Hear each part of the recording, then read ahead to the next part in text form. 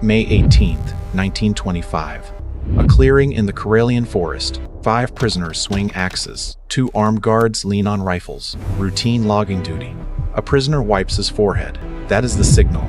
10 seconds later, both guards bleed in the mud. 5 condemned men clutch stolen Soviet weapons. They have just declared war on the entire Soviet security apparatus. The camp they are fleeing is Solovki, a frozen island in the White Sea. The prototype of the Gulag. No one has ever escaped. Freezing water surrounds it. 300 kilometers of trackless swamp separates them from the Finnish border. Armed patrols with dogs hunt every coastline. One of these men was lured back to Russia by a fake amnesty. The promise was a trap. Hundreds accepted. All were arrested on arrival. Now the man who fell for a lie is about to expose one. For 36 days, they cross terrain so brutal it kills healthy men.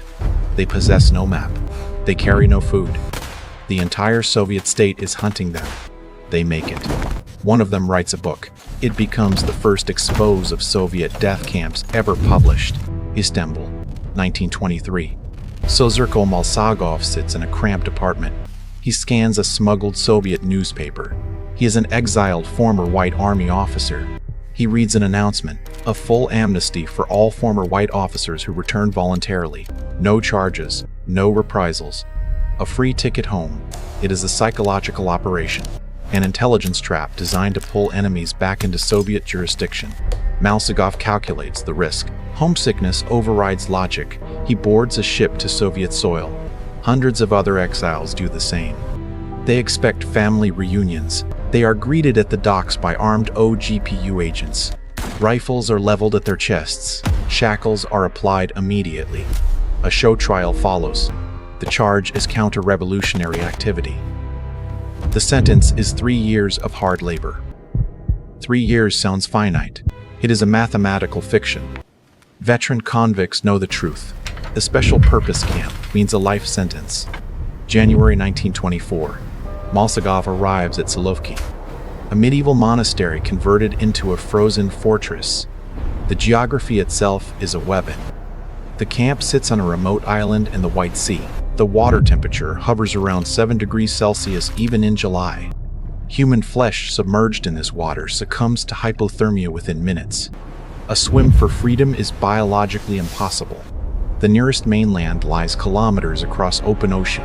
Beyond the coast stretches 300 kilometers of dense boreal forest and freezing bogs. Solovki is the blueprint for the Gulag. Inmates are worked to death in Arctic isolation. The perimeter is guarded by armed patrols and attack dogs. If a prisoner goes missing, the alarms trigger a lockdown. Escape is geometrically and biologically impossible. The realization hits Malsagov. His 3-year sentence is an execution order with a delayed timeline. 2 days into his internment, prisoners trudge back to their barracks. A gaunt man approaches Malsagov. He does not move his lips. He looks straight ahead. He whispers 4 words. How do you feel about the idea of escape? Malsagov registers the threat. Speaking that word is a death sentence. He assumes the man is an informant. He denies the thought and walks away. But the psychological seed is planted. Escape equals death. Staying equals death. The variable is control. Dying on his own terms holds mathematical superiority over starving in a cage. The gaunt man is Yuri Besanov, a former cavalry officer. Malsagov observes him. Besanov lacks the behavior patterns of an OGPU plant. He moves like a man calibrating his final act. Malsagov approaches him in the shadows. A single nod initiates the conspiracy. They need a crew. 5 men total. Edward Malbrodsky is a Polish prisoner. He controls a vital piece of navigation tech, a miniature compass.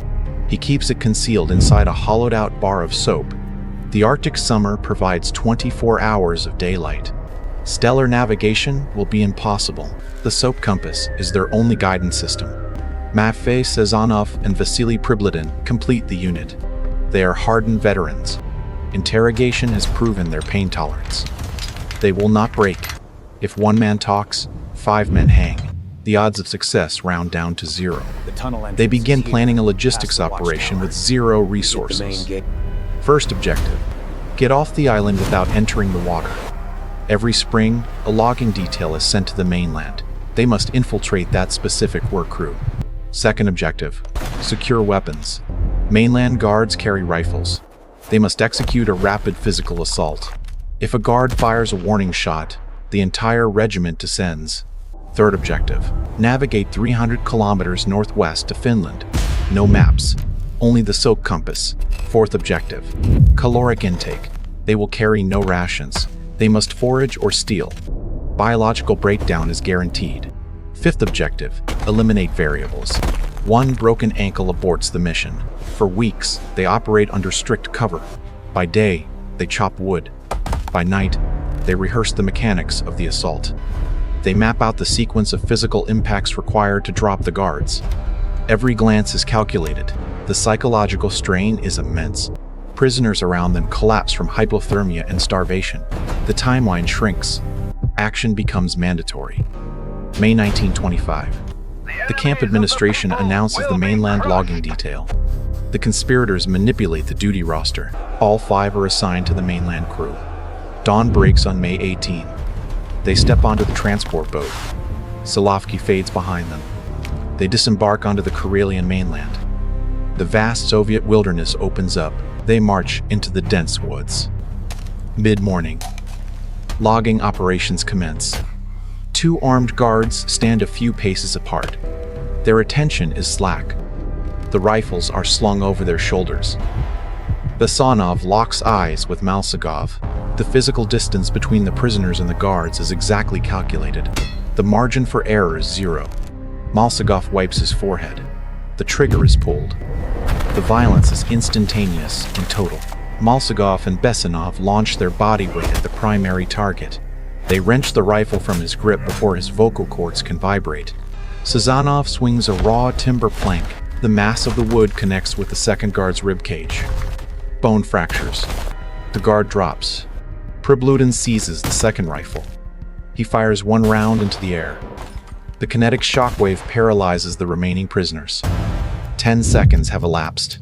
2 Soviet soldiers lie incapacitated in the dirt. 5 prisoners possess 2 rifles, ammunition, canteens, bread, and wool coats.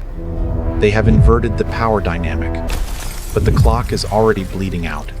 Malsagov points north. They vanish into the tree line. The forest swallows them. Every second is a mathematical calculation of distance versus time.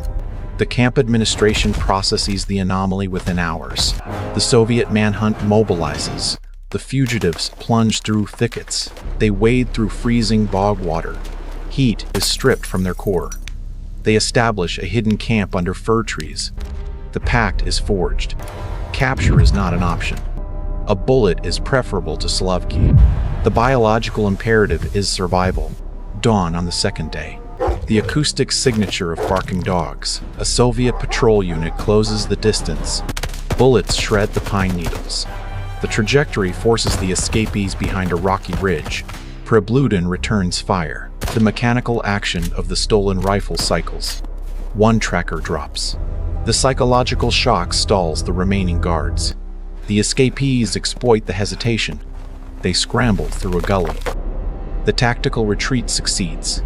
Round 1 is a statistical anomaly. 5 starving men outmaneuvered a trained patrol, but the scale of the pursuit escalates. The acoustic drone of an engine vibrates through the canopy. A Soviet biplane circles overhead. Aerial surveillance is deployed. The state apparatus unleashes its full logistical weight. Soldiers, dogs, checkpoints, eyes in the sky. The physical toll accelerates. The 36-day death march begins. The terrain itself acts as a secondary biological weapon. Frigid swamps, mosquito swarms. The Arctic twilight denies them darkness. Visual cover is minimal. The stolen bread is consumed within days. The caloric deficit ravages their muscle tissue. Glycogen stores deplete. Judgment clouds. Nalbrodsky collapses face first into mud. Synaptic misfire from exhaustion. They drag him up.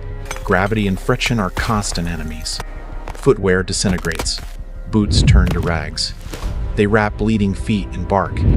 They consume raw biological matter. Sour berries. Unripe mushrooms. Priblun traps a rabbit. The carcass is devoured. Bones are crushed for marrow. Malsakov engineers a fishing hook from thread. A raw trout is consumed on the spot. The protein intake only slightly delays total cellular breakdown. Human variables introduce chaos. A log cabin by a river. An isolated fisherman. The 5 escapees emerge from the brush. They lack the energy for aggression. The visual impact of walking skeletons freezes the old man. Fear conflicts with basic human empathy. He transfers a loaf of black bread and smoked fish. The caloric infusion stabilizes their vitals. The fisherman provides tactical intel. Soviet checkpoints are interrogating civilians. The dragnet is constricting. The variables are narrowing. They merge back into the forest. Civilization is a lethal threat. June 1925. The geographical parameters shift. Firm rock replaces freezing bog water. The elevation increases. The borderland. The elevation increases. The elevation. Between Soviet jurisdiction and Finnish territory. There are no physical fences, only coordinate data.